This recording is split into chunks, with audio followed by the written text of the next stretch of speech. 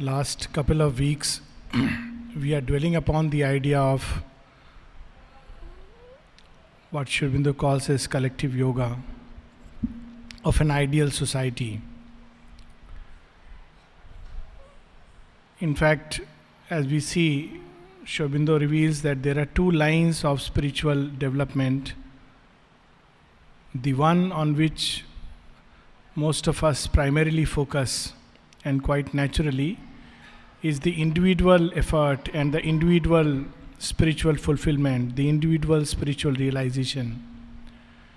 But Aurobindo says that it is not enough for the earth to become beautiful, for it to become divine. There has to be simultaneously another line of effort, and that effort is a collective fulfillment, the ideal society. And both these lines have been there in Indian thought, in the Western thought. All over the world we see both these efforts.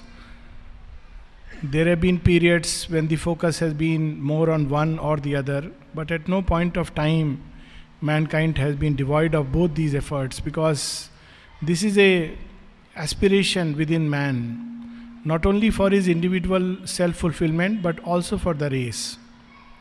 It is ingrained in the very stuff of our being. So last week we read about the ideal bhumi, the soil which is ready for spiritual growth and development, the Rajo-Sattvic soil, as it were, a being, a consciousness, a nature that is free of fear, that can separate the mind from its entanglement or its excessive entanglement with the flux and flow of events. Aurobindo speaks of that when he speaks of the young men in the jail. In fact, many times elsewhere, he reveals that strangely and paradoxically, it is a period of intense crisis that teaches human beings to separate from just being merely a body. Otherwise, most of the time we are living with this thought. And the ability for the mind to detach itself from just the physical sense comes with a degree of inner development. And it is necessary for the mind to be more sattvic, to be more illumined, more enlightened, and be ready for a greater spiritual development.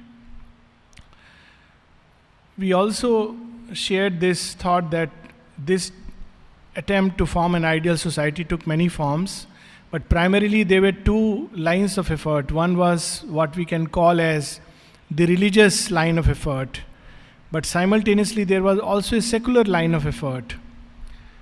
The religious line of effort had as its center some Godhead, some master, and the path that he gave. And there was an effort at the collective emancipation of mankind around this central presence.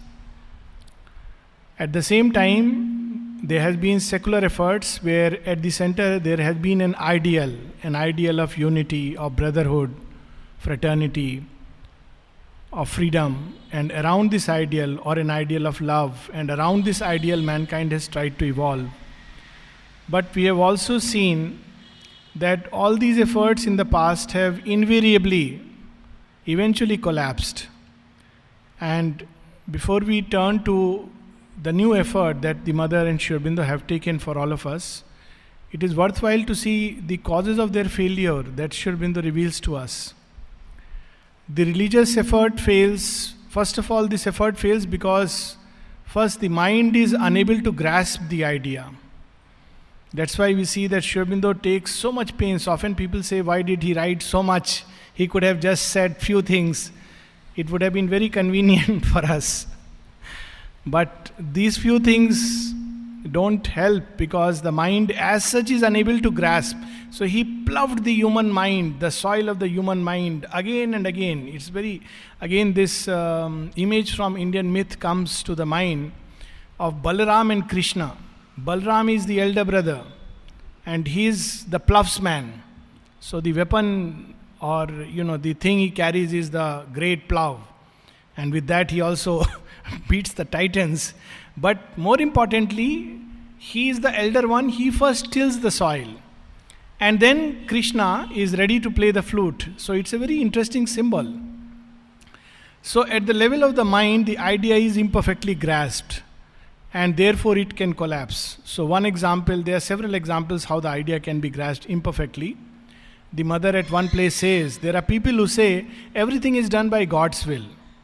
And then she says, these people, if they were given a free hand, would end up blaming God for all the ills that have happened in this world. Because naturally, if everything is because of God's will, then the greatest atrocities of the tyrants, the rapes, the murders, the carnage, the blood spilled, everything is because of God's will. So this is one way that the mind is unable to grasp, because spiritual truths are not born in the soil of mind.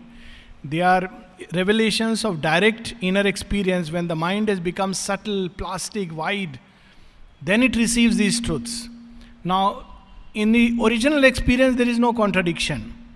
But when it enters into the mind, because mind is very rigid, so it invariably turns it into a fixed formula and is unable to conceive it in the true way. So another example which Sri Aurobindo gives, and of course we have the famous story of Sri Ramakrishna, which Sri Aurobindo quotes in one of his letters. The danger of the mind misrepresenting spiritual truths. And one example he gives is the same story of Sri Ramakrishna, that a disciple learned this lesson that all is one and there is one Brahman in all beings. So he has learned this lesson and he is going on the road constantly hammering into his mind, all is Brahman, all is Brahman. From the other side, our Lakshmi of course is a very nice elephant, the Ganesh temple, she is very sweet, but we can imagine another elephant coming and he walks his way. So the Mahavat tells him, look, you are too dangerously close, get out of the way. He says, you are a fool, you don't know. I have learnt a great truth. My Guru has taught me all is Brahman. He says, I don't know about all that. I am again telling you, please move out of the way, sir. He says, you don't understand. This is a great, profound truth. The elephant is Brahman, I am Brahman. Brahman cannot do anything to Brahman. Before he could finish the sentence, the elephant comes and thrashes him. And he runs to his Guru and says, what kind of truths are you teaching? So the Guru tells him, look, you didn't hear to the Mahavat Brahman? If all is Brahman, then that too is Brahman. We cannot have a partial Brahman experience. So Brahman in this world play manifests in so many ways. As we said, even the storm is Brahman. The hand that saves and succors is Brahman. And the hand that slays is also Brahman. That experience is, unless we experience it in reality, we grasp by the mind, and invariably the mind turns it into a rigid, narrow, small formula, and the truth is lost. So that is the first level of difficulty. And we see Sri Aurobindo taking so much pains from every angle. He is making our mind ready to receive it rightly. And one of the best ways, as the mother has said, even with children, is to resolve paradoxes. That's why thoughts and aphorisms are one of the most beautiful ways to prepare the mind. The mother says that Sri Aurobindo wrote them when he was piercing through the intuitive mind to the supramental. So that's why there is the play of paradoxes. We see one aphorism and the other, and it's sometimes very difficult to put them together except by a heroic effort of the mind. Of course, the mother has made some of them very simple for us, but many she has just remained silent. She said, this is perfect, nothing more needs to be added. Because they are so powerful and so beautiful and so much they make the mind wide and supple. So the other level where it's caught incorrectly, again at the level of the mind, we can take a couple of examples more. We read yesterday, last week we spoke about the Sikh religion, how it caught that idea, and it was one of the first efforts. Similarly, we see in Islam and Christianity this idea of the kingdom of heaven upon earth. But how if the mind and the vital grasp it incorrectly? The kingdom of heaven can become something very external rather than being reproduced within first. Similarly, we see in Islam a great and powerful movement towards equality, fraternity, something remarkable. And yet, simply because the mind catches it in a very narrow and rigid way. It turns jihad, which is about sacrifice of your own life for the divine truth, turns into a very external form of intolerant and almost barbaric immolation to kill all those who have nothing to do with you, in fact, let alone who don't believe in your ideology. So it can be how the mind, when it doesn't catch a great truth, the truth of jihad is very great. It's the same truth as yagna, it's sacrifice of the ego at the altar of the divine. It's something very beautiful, but it can turn into something so ghastly and almost the opposite of what it is meant to be. Aurobindo cautions that in the human cycle, where he says the way humanity deals with an ideal is very often to pay a lip service to it and use the ideal to justify things which are diametrically opposed. So this is one example of using the ideal for diametrically opposed things. Then the vital of man, because if there has to be a collective society or a ideal society, it cannot just be a formless kind of spiritual effort. A society means a form. So there has to be a mental form, there has to be a vital form. Now, when the vital seizes it in its impure state, it can again spoil everything. And one example is, I hate to say, the Garba Ras. So it's something very nice, of course, very good as a dance. But in its origin, we can imagine that when Krishna sings the flute and gopis go running, gopis and gopis at midnight, at the call of the flute, their heart overflowing with love for the divine and passion for the infinite. And there is nothing else in their consciousness except Krishna. While they are dancing at night, forgetful of these social problems, forgetful of what people will tell them, and that becomes the ras, the original ras. But when an impure human consciousness reproduces it, slowly the divine aspect fades into the background and we have an external form. There is the midnight, there is the dance. Of course, the flute is replaced by more modern beats. We have the two sticks, all right, and of course the occasion has to be Janmashtami or something like that. But it becomes nothing but a religious or an emotional excitement, which is all right. I mean, it's very nice as a piece of dance, but how the spirit passes away and something mere external remains. So Aurobindo cautions that I do not want the new world to be built on a brief religious excitement, because it is not a stable foundation. A religious or an emotional excitement cannot build something stable, and sometimes it can build something very opposite. In Maharashtra, I have experienced during Ganpati festival, face to face, and it's been a very sad thing to note when you are going and there is this Ganpati going with many persons who are drunk and absolutely in chaotic condition, and you feel a lot of pity and sympathy for Ganpati, because you can run away from that crowd. You are on your scooter or car and you can steer through. But I actually experienced once that as I was running away, I was feeling very sad for poor Ganpati. He can't run away from his devotees, He has taken this onerous responsibility on himself, and they are drunk and dancing. What would be happening to Durga when she is present killing Mahishasur in the Pandal? But all around Mahishasurs have gathered around her. And right next to her there is a stall catering to the Mahishasur, who is a representative of greed on all forms. That's what the buffalo represents. It's greed, lust, everything of that kind. And if Durga were to manifest and slay them, what would happen? There would be a total chaos in the Pandal. So, how the vital, which is not ready, when it catches it reduces everything to something very small, something very ugly, something very contrary. And equally, it has to have a physical form. But again, the physical form can become too rigid, too narrow, too strict, and that itself can lead to too much of convention, too much of customs, orthodoxy, and again the truth recedes, as Aurobindo says, into the secrecy of its silence. In fact, he says, it's a very powerful letter where he says, I don't believe in propaganda except for politics and patent medicine. For a serious work like mine, it is like poison, because it means all kinds of people join. It becomes a motley crowd, and it turns into a pompous farce. These are Aurobindo's words, from which the truth recedes into the secrecy of its silence. And then he says, this is what has happened to the religions and has been the cause of their failures. So we see that religious effort, unless it's built on a solid foundation, the solid foundation has to be the spirit, it collapses.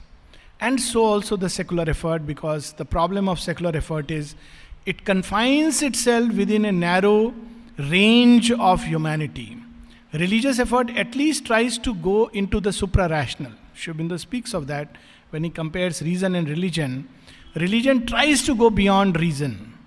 It sees a truth which is supra-rational, and it brings in many rich elements from that domain, but because the human mind and the human vital are not ready, it reduces it to something very different. But the secular effort confines itself within the mental realm. There is no effort to go beyond reason, and therefore, at its best, it can create the religion of humanitarianism, which at its end becomes a collective ego. And how dangerous it can be, this idea which has also come in certain forms of the world state, where ultimately one nation or a group of committee of nations control the rest of humanity. We cannot imagine, there was a film made on this, the Independence Day, where because, earth has become one almost, so people have nothing else to wage war against. So they are waging war with aliens. Of course, in the movie, the aliens attack and, there is a war of defense. But nevertheless, unless the human consciousness comes out of its frame of ego and desire, the secular effort is equally bound to collapse. Leaving aside the fact that the great ideal of love, unity, fraternity, again at the level of mind and the vital, changes into a mental companionship, a vital association, etc., and fails. So, what is the solution? So, Aurobindo cautions this, and this is one of his letters written to Barinda, where he speaks of the dangers and the difficulty. And the first thing he says is that it's not enough just to hold this truth intellectually, because we must have the power to live this. It requires a tremendous Shakti to translate these ideas, these truths into real life. So first thing he says is, we shared last time this thing that Aurobindo speaks about building a temple to Bhavani. But to get this Shakti, one must be a worshipper of Shakti. We are not worshippers of Shakti. We like to intellectualize these things. We are very happy with knowledge, and that to intellectual knowledge, to debate, discuss. We have seminars on human unity, and before entering the seminar, everybody fights. And after entering the seminar, each tries to impress. During the seminar, each tries to impress his point of view, but eventually they talk of unity. Actually, there was an experience which I had. There was a seminar on religious brotherhood and tolerance, and these are things which are overheard. So during the break, one of the religious persons who had come to speak is telling his group members, so how was it? Could I impress them? So he wants to impress eventually his own point of view. So this is how it happens. And as soon as we move out, there is again this division. So we must worship Shakti. We are the worshippers of the easy way, but Shakti is not obtained by the easy way. This is the last test we see in Savitri. After she has reconciled all the oppositions that death creates, so death says, okay, I understand, knowledge is with thee. Truth shines through thy eyes. But do you have the power? Because knowledge without power is an ideal thing, and it cannot change the stuff of things. Then, it's a beautiful passage that Savitri looked into the eyes of death and spoke not. Then she brings out that aspect the power which is one and governs this entire universe and is behind it. Our forefathers, then Sri Aurobindo is reminding Barinda and through him to all of us about what was the kind of effort in the age of the Vedas, or maybe even anterior to that, as the mother speaks of the effort during the days of Chaldea. Our forefathers, swimming through a sea of vast thought, gained a vast knowledge and established a mighty civilization. As they went on their way, fatigue and weariness came upon them. The speed of thought diminished, and with it the strong current of Shakti. Our civilization has become achalayatan. It is happy with inertia. We don't want, because the moment Shakti comes, it wants us to move. It puts a tremendous pressure to change. Knowledge takes us to that foundation where we can reach a point where nothing need to move. It's the stable basis.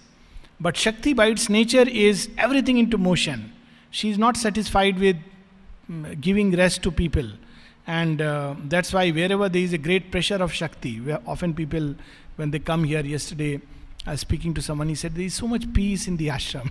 So I couldn't help but asking that, what is the difference between this peace and the peace you find in the Himalayas? Because you actually find a peace there also. So the difference is, this is a dynamic peace.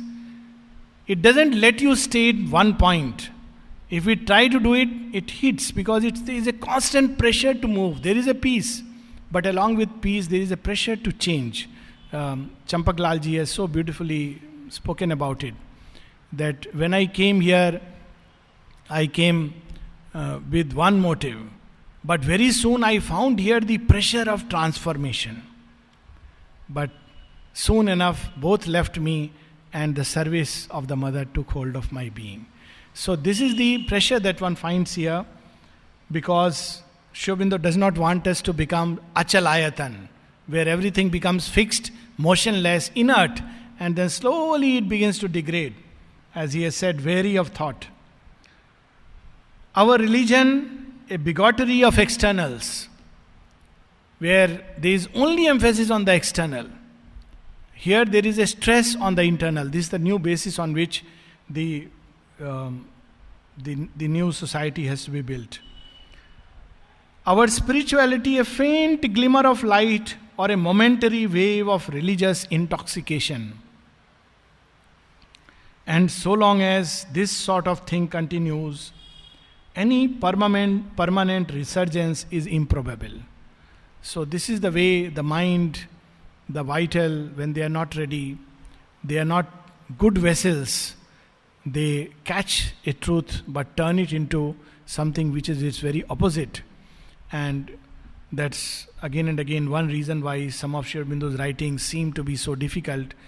We should say thank God they are difficult, because they make our mind really, really labor.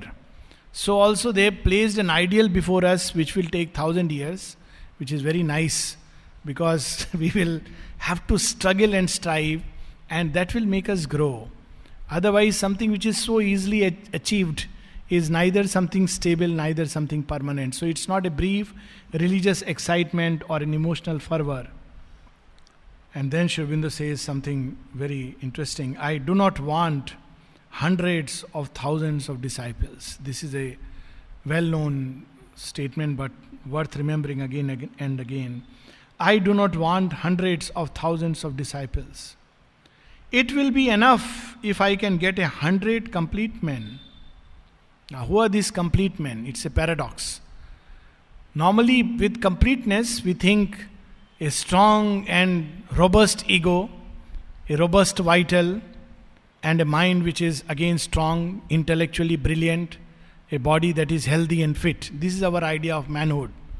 But Sri Aurobindo, at the very beginning, shatters this frame. If I can get 100 complete men, empty of petty egoism.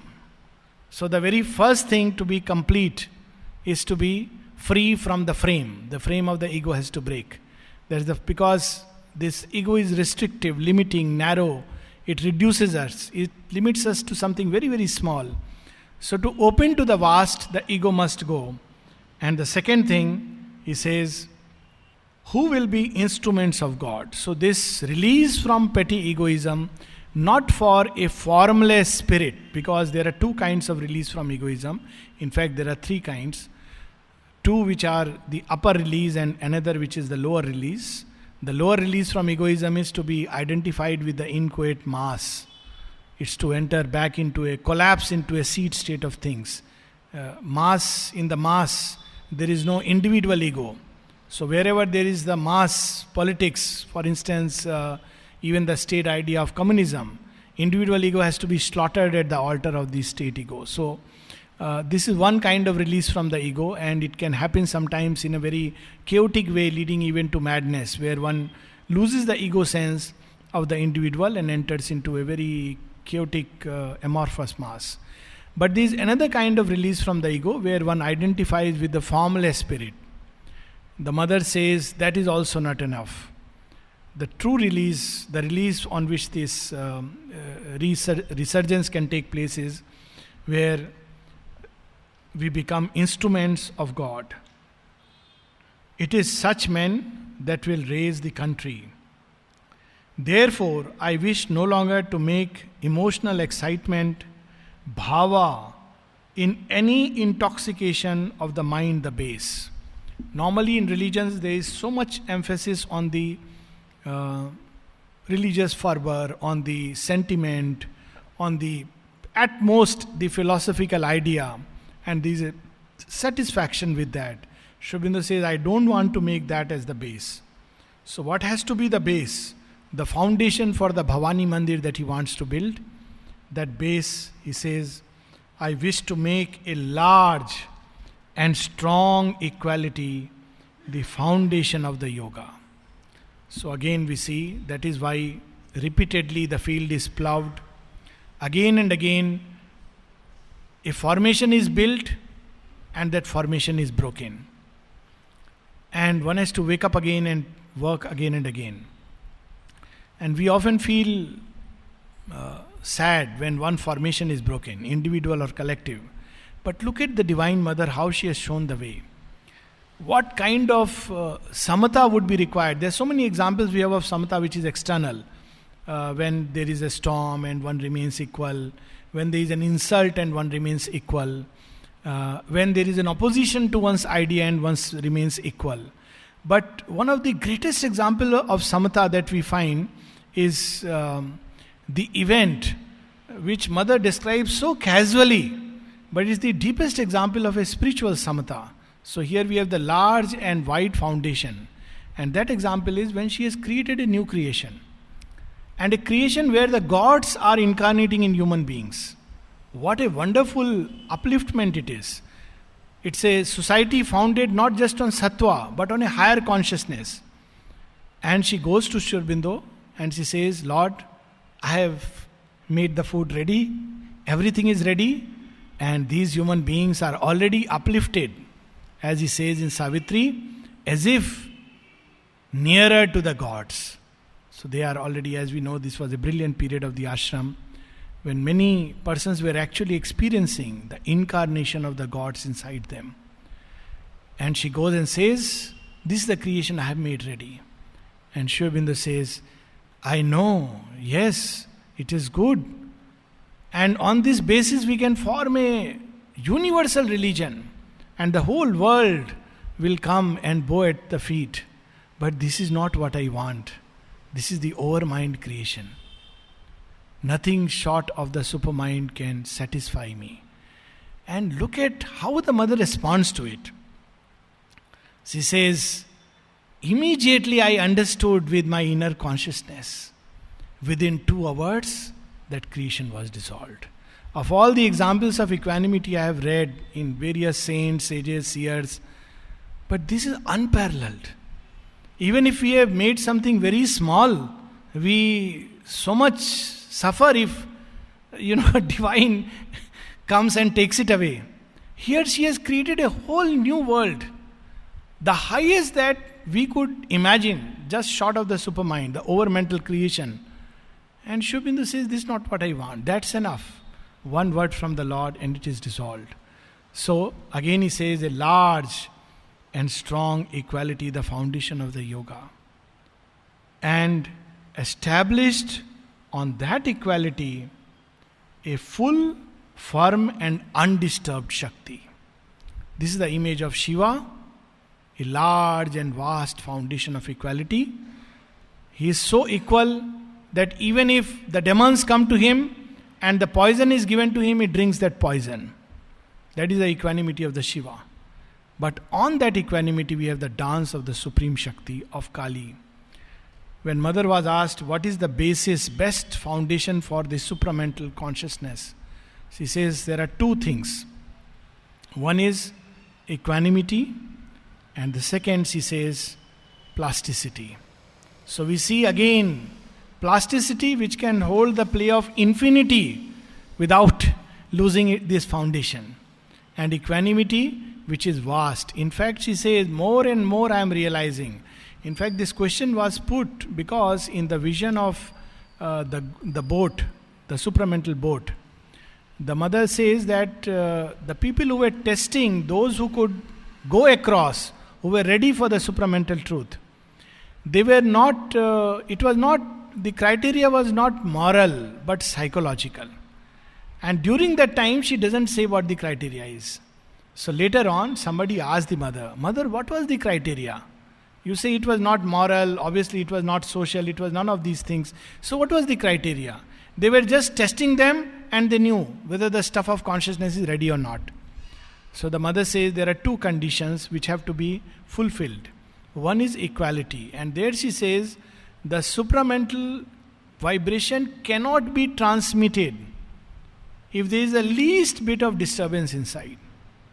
So again and again there has to be equality but not the equality of the dead, not the equality of Shava. That's the difference. Not the equality of the inert, but the equality of Shiva, where a whole creation can play, where Kali can at every second destroy a whole universe and rebuild it.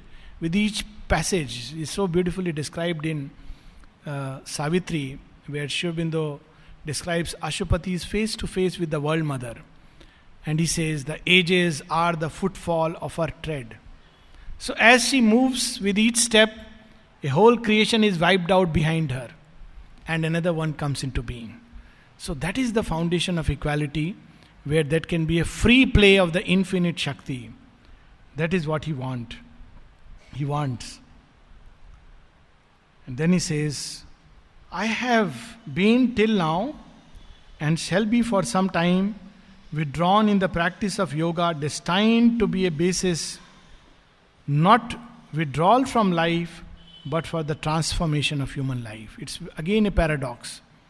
Sri Aurobindo is saying, I am withdrawing, but withdrawing to return upon life for its transformation.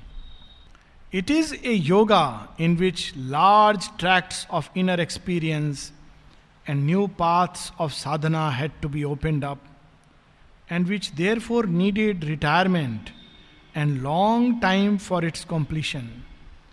But the time is approaching, though it has not yet come, when I shall have to take up a large external work proceeding from the spiritual basis of the yoga.